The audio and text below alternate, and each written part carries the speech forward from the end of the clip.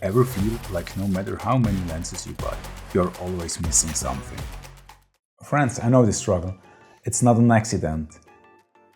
Brands don't just make new lenses, they slice them apart so they can sell two lenses.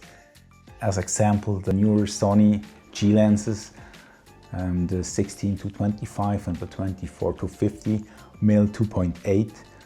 I mean, to be true, it's one lens. It's like from 16 to 50 mm.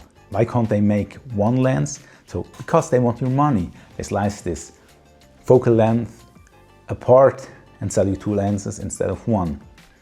And that's something I really don't like about the Sony philosophy, but honestly every other brand is doing the same.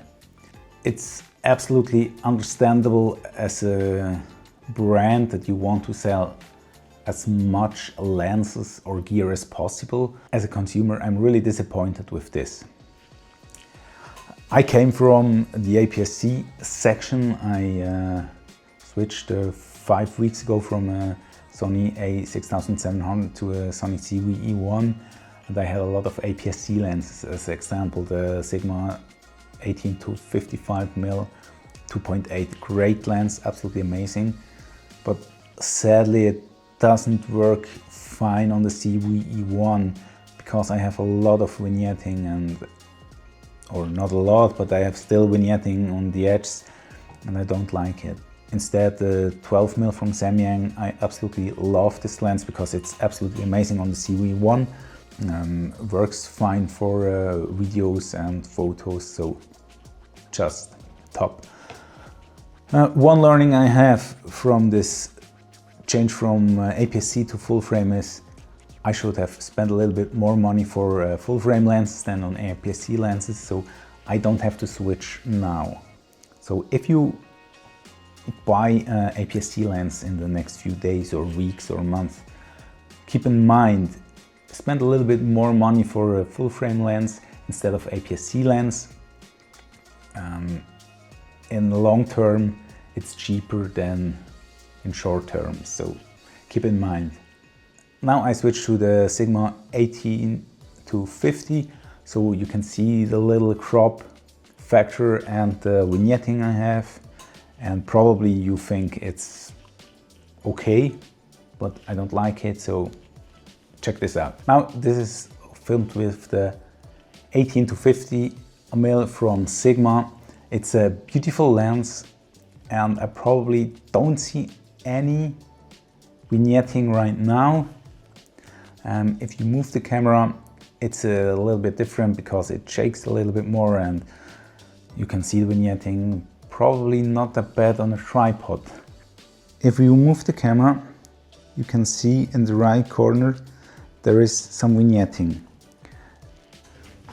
As you can see, there is a little vignetting if you move or shake the camera, and I know that's not much, and it is, I know it's a luxury problem, but it is a problem sometimes because I don't want to zoom in post-production, so I don't know. Maybe I should keep it. Now we will also test the Samyang 12 mm. That's in my opinion, the perfect vlogging lens. Probably the Viltrox 20 mm will replace it, but right now it's just amazing. Let's take a look.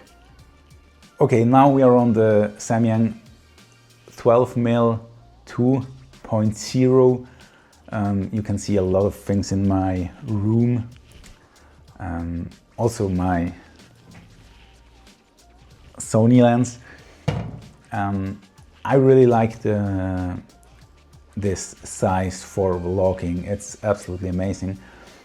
It makes sense to have an ultra-wide lens, and if you can see, of course it's zoomed in, but there is no vignetting.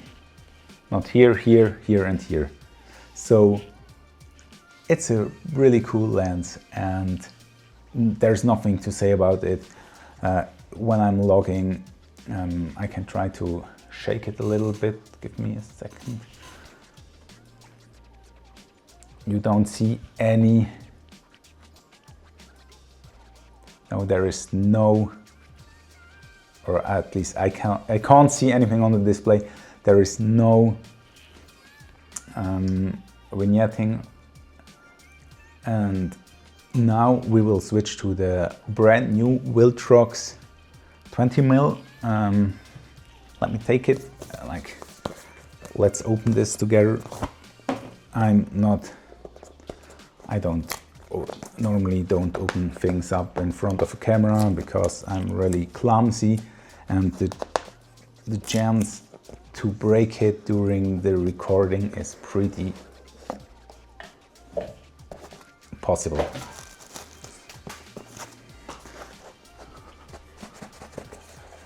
Oh wow, this one is very light and small and feels great.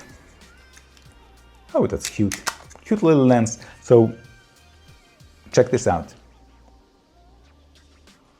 So now we are on the Viltrox 20mm 2.8 and it looks very solid. I think this lens looks pretty good. So the autofocus is amazing. I have to look on the display, so it tracks me pretty good. Go away and come back. And it's fast. That's okay. So it is not that wide as the 12mm, of course, but it's a nice frame. I think it's just fine for vlogging, and I would say I will keep it. So I have 4 weeks to test it, so it's pretty easy or pretty relaxing. I have a lot of time to spend with this lens. The setup, as it looks like, is really cool because it's so small and so compact. And yeah, I think this could be the lens, the go-to lens, because it's not too wide and not too close. So you have something between the 35 and the 12mm. Yeah, let's find out. So back with the Sony 24-105, and it feels like a pretty awesome lens and I really like it. I love the framing here because it's a little bit compact. It's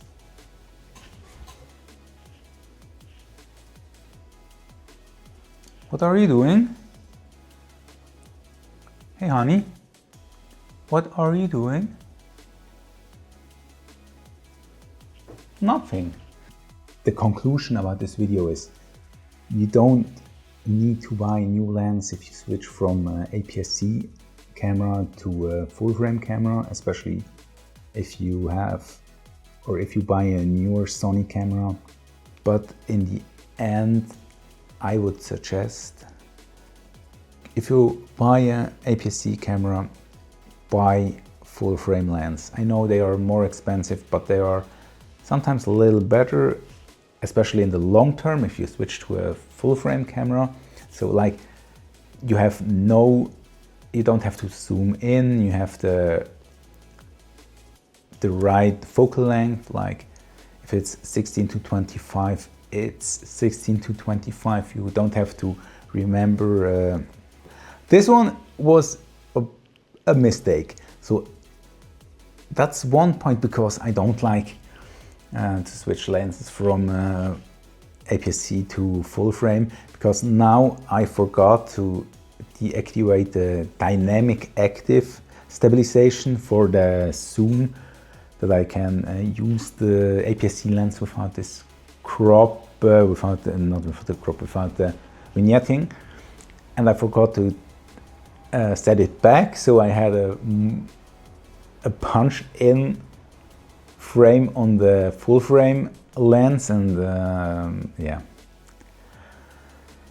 it's like, yeah, these are things that happen if you have to switch between APS-C lenses and full frame lenses. So if you have the possibilities, buy full frame lenses. Spend a little bit more. It's worth it.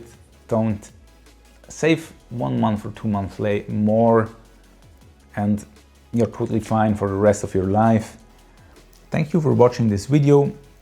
If you have any questions about the ZV-E1 and APS-C lenses, or if you want to see a APS-C lens on the Sony ZV-E1, let me know. I try to make a video about it.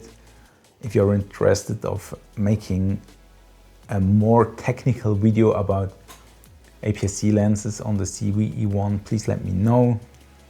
Ask me anything you want, and take care, have a good day, have a good night, and see you in the next video.